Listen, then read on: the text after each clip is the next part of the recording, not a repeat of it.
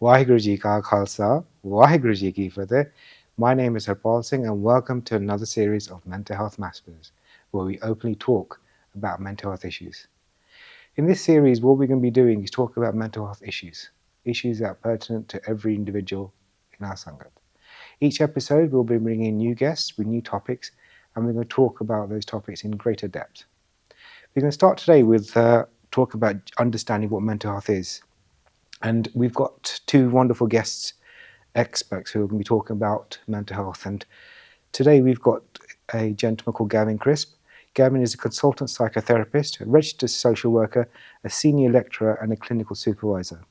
Gavin also works as a lecturer at a leading university, helping aspiring counsellors with the topics of children and young people. So, Gavin, welcome aboard. Thank you much for coming. Thanks for having me. Yeah, that's great. Alongside that, we've got another wonderful expert. He's a CEO, founder of Compassion, Journey of Compassion. Baljeet Singh ji, welcome. Waheguru Ji Ka Khalsa, Waheguru Ji Ki Fateh. Waheguru Ji Ka Khalsa, Waheguru Ji Ki Fateh. Thank you for coming and sharing your expert knowledge on the topics of coming in and embracing us with. Thank you, both of you, today. So, Gavin, I just want to start with you. Just an open question. The series of Mental Health Matters. What is mental health? So firstly, I think it's important to specify that mental health is universal. And what I mean by that is we all have it as human beings. We all have mental health just the same way we have physical health. And mental health specifically, what I'm referring to would be your emotional, social and psychological well-being. So that can impact the way that we feel, the way that we think, and the way that we act or respond to things. When we talk about a mental health issue, that's when our social, emotional, and psychological well-being can become imbalanced or impaired. So it might be that we're experiencing a particular emotion quite frequently or quite rapidly, like a negative emotion such as sadness, for example. But it's important to understand that mental health is something that we all have, just the same as physical health. I'll often speak to people about your mental health and physical health being quite combined and actually impacting one another. So, for example, if you think about a physical health impairment such as diabetes, you might need a diabetic nurse. Your body doesn't produce enough insulin, so you might need more specific support.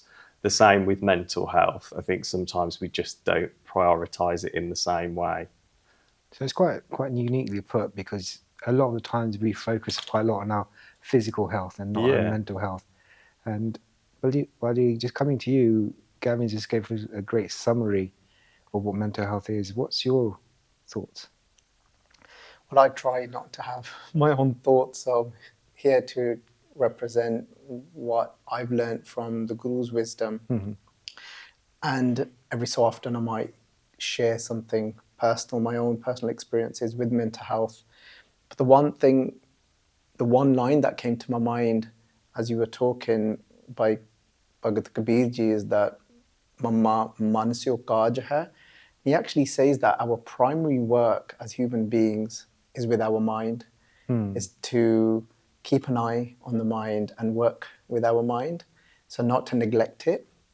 So we could say not to neglect our mental health.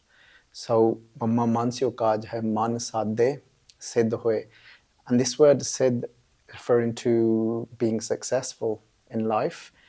And even within the Guru's wisdom, when it talks about success, it's actually referring to success as how much we keep in touch with our mental health. So sadhe means to work with our mind and keep an eye on it and be aware of what's happening with it. And that's our primary work as human beings.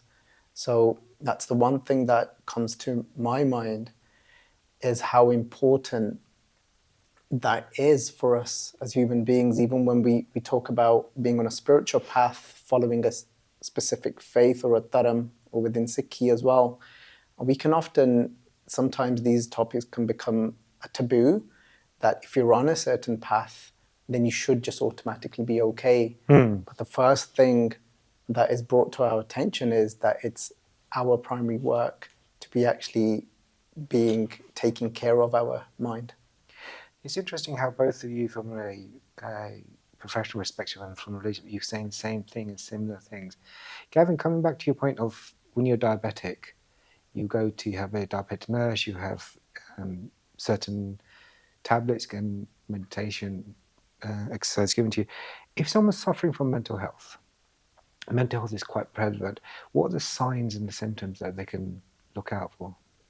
So I tend to break it down. So as I mentioned previously, emotions initially. So again, just noticing any changes in emotion. So it might be the frequency of feeling more negative emotions such as anger, sadness, fear, and how rapid that might change.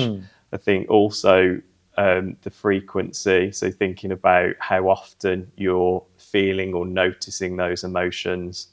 The second thing is your thoughts. And again, this might be what you notice yourself, so what you're noticing in your mind or what you're hearing other people say. So if you're looking out for signs and symptoms in others, they might be using more negative self-talk. So you might hear them putting themselves down or saying kind of worst case scenario situations.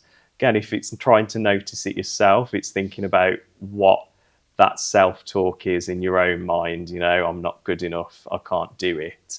Noticing if that's becoming more and more frequent, that might be a sign.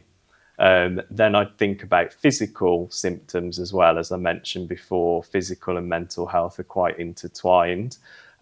So if we are struggling with a mental health issue, we might start to feel quite headachy or fatigued. You might have digestion issues such as IBS or acid reflux. You might notice like sleep patterns changing or disturbed sleep. And then finally, what you're doing, so how you're responding. So if you're responding in a different way to how you would normally, so it might be avoiding spending time with your loved ones or your friends, or struggling with social interactions at work or at school, or it could be you're seeking quite a lot of reassurance, or you're engaging in activity that isn't helpful for your mental health. So again, kind of not responding to your physical needs. So is it something to do with change in person's behaviour, personality, what they're doing, interaction? So changes in thought processes, behaviours, emotions, and physical sensations. So Gavin, I know you're doing quite a lot of clinical practice. Yeah. I just wanted to touch about how many Asian people come to you and what are the barriers that they're facing if they don't come to you? I'd say approximately 20% of my caseload, I would say, are Asian adults or children. I think some of the barriers, it can vary really, but I think there's still quite a lot of stigma. I think there's generational stigma as well. I think we're a lot more knowledgeable about mental health in modern day society, but I think with any race or culture within the UK, there is still issues in accepting support dependent on understanding. So, for example, I still hear quite a lot of males or young boys talk about mental health isn't something that men should talk about, or it's seen as a weakness, for example. If we think about judgment from family, community for seeking that support, if there are some outdated views on mental health and seeking support, I think other things tend to be a lack of knowledge and understanding. So again, thinking about the media and social media, both can be a positive but can also be quite a negative and misinform. and give a misconception of what mental health actually is. We often see the extremes, and that kind of misunderstanding. So from what I was talking about at the beginning, I still hear quite a lot of people say, I don't have mental health, whereas in fact we all do. So quite a lot of denial going on here, isn't it? Yeah. And you mentioned men, and ironically, we've got 3 men on the show here today talking about mental health. And Muljit, I want to come to you about how in the Asian community, especially the Punjabi Sikh community, men suffer from mental health. Have you come across this, or what's your understanding? Well, first of all, I'd like to say I think Gavin here is, some form of a mystic, because it sounded like he's intuitively talking about my experience and what I went through, which obviously shows that it's, these experiences are common amongst, a different variety of people, that what we experience will be very similar. So when you talk about men in our community, I can talk about it from my own personal perspective. I would say nearly word for word some of the emotions that Gavin was describing. One of them being like when you mentioned I'm not good enough. I remember that being one of my first changes from being generally somebody that's quite positive. And in 2016, that was one of the first voices I would be playing in my head, and that was towards religious practices. And sometimes it's that pressure and that expectation that you have on yourself, and depending on what place you have in your community, and then the expectations that come from them. So then I remember that was one of the first things I was saying to myself, I'm not good enough, I should be doing more, I'm not doing enough. Not realizing how damaging that was, and not realizing, and I was thinking maybe that could be a fuel for me to do more, and I should feel like that. But instead, it was only after probably about a year later, but by that time I already went through a breakdown, was that was actually a repeated negative emotion that was playing, which then turned into, feeling low and then depression. So that's something I can relate to personally, a man in this community that went through. But then one of the interesting things was when I tried to be vocal about it, because of my position in the community as well, and being a speaker and a public figure within our community, I was told to keep it quiet because it's going to look bad on the faith. So that was an interesting point for me. And we're now coming to understand that and look at that is, well, actually being vocal about it is the first quality that is highlighted to us by our Guru. So Guru Nanak talks about the first quality being Sat. Sat is to be more truthful. So for me, that is being authentic to our current self. And if you suppress that, that's only going to get worse. So I think it's important, obviously in the right place, in the right way, in a safe space, is to be authentic of your current state, what you are experiencing and going through. So to be able to be vocal about that, so you can get the support and help that is needed. So when I first started doing the work that we are doing as an organization, Journey of Compassion, I would say, so about 3 years ago, we had probably about 70%, it was probably women that were still reaching out for whatever support, whether it is spiritual support, mental well-being support from a spiritual perspective. But now that's changing. So more and more men now are coming forward. And I think sometimes it's creating that environment and change to allow them to know that they can speak about this. And I did eventually take that stance and became very vocal, and it was appreciated. I want to say a big thank you for sharing that, because at the Sangat that look up to you, I'm also one of those people who do wholeheartedly look up to you and inspired from your journey, from your wisdom that you share. For you to say that you had a breakdown, you had to seek that support, it says quite a lot. especially when we're always told to be in Jardi Glar and be in high spirits all the time. And for someone who is a knowledgeable individual in the month, who a number of people look up to, including myself, to say openly that they've had to support themselves through thick and thin. Comes back to my question to you here. It's Baljeet Singh Ji just kindly expressed he was struggling. He was going through a torrid time. He was going through a negative emotional stance. How can one be supported through this struggle? What are the procedures? What can we do? I think the main thing is to notice some of the things that I mentioned previously. So noticing that somebody's struggling through those things. But then if not being afraid to ask the question, so not being afraid to ask, are you okay? I've noticed this.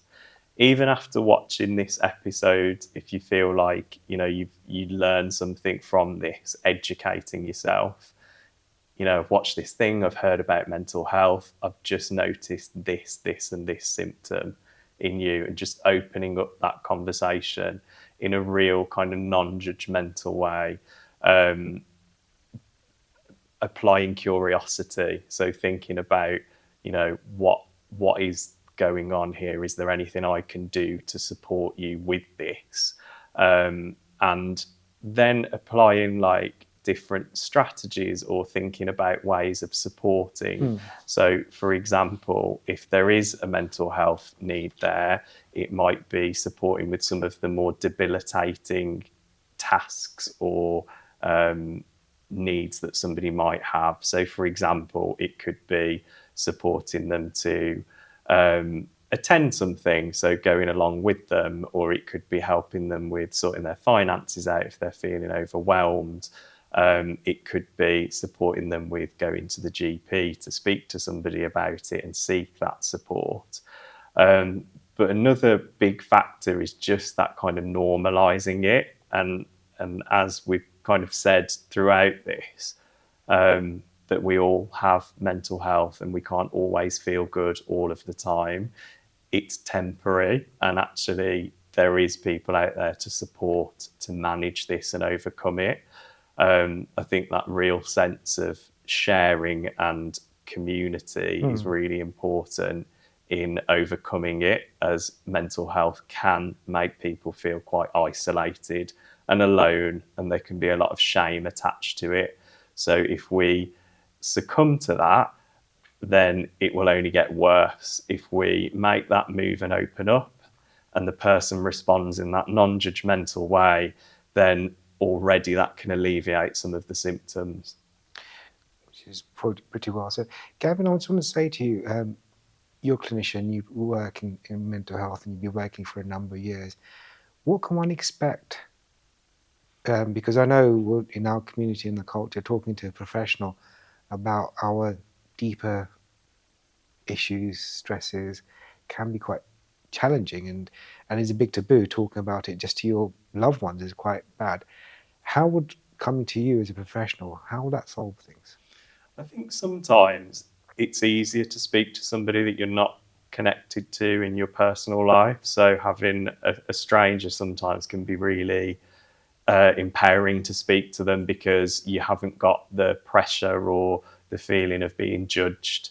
It's something that, for example, I do on a daily basis. So I see people, I hear their stories and the similarities, and even just today with us talking, similarities are really common. So I think that's the unfortunate nature of it. Sometimes we all feel alone with it. However, actually, we've all experienced it at some point in our life. So I think therapy itself can be really empowering. It can be a space to sit and work through those problems, normalizing it, understanding it, and thinking about why it's continuing.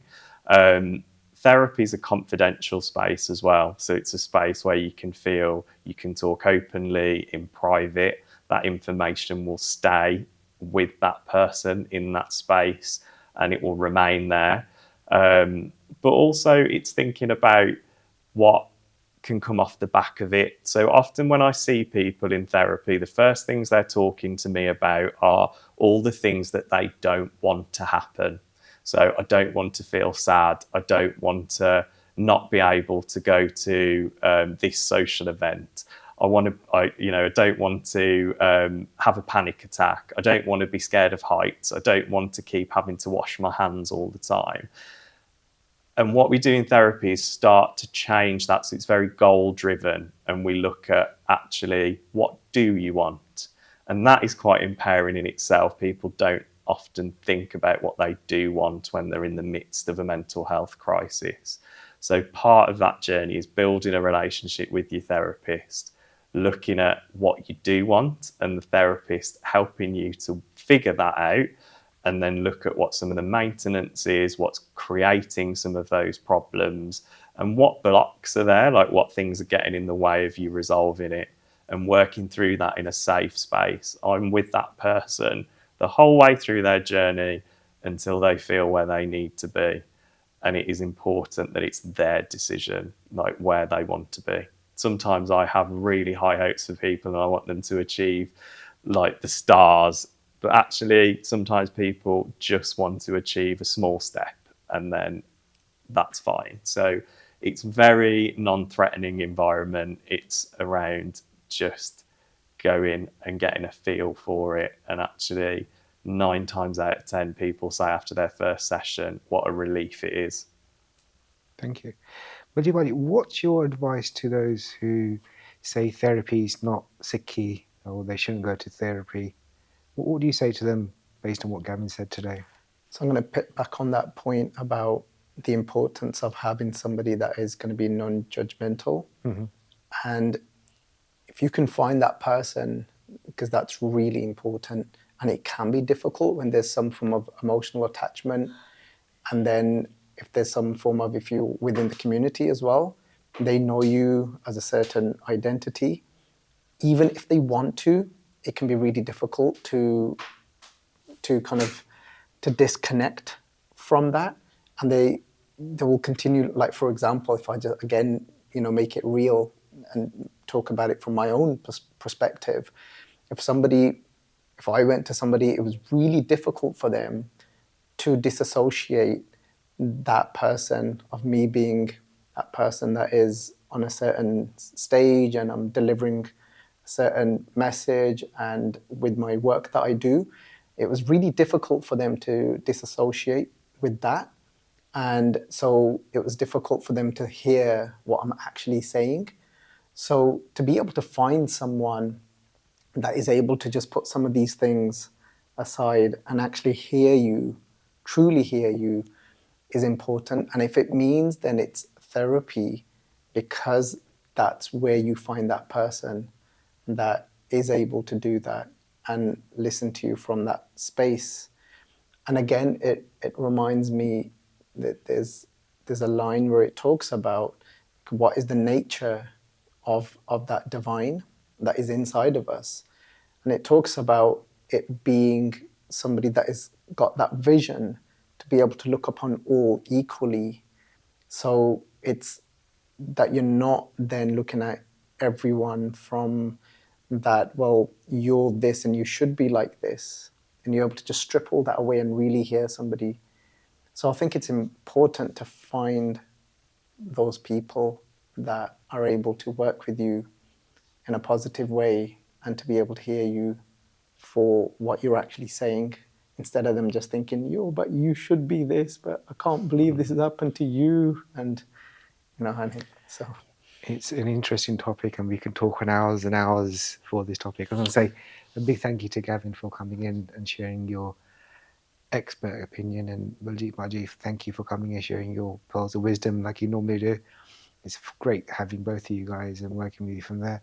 And just want to say to the Sangat here that mental health, as we mentioned here today, similar care is needed to your physical health as well. Mental health it affects everyone in different shapes or form. We're going to go through a few more topics in the up and coming series.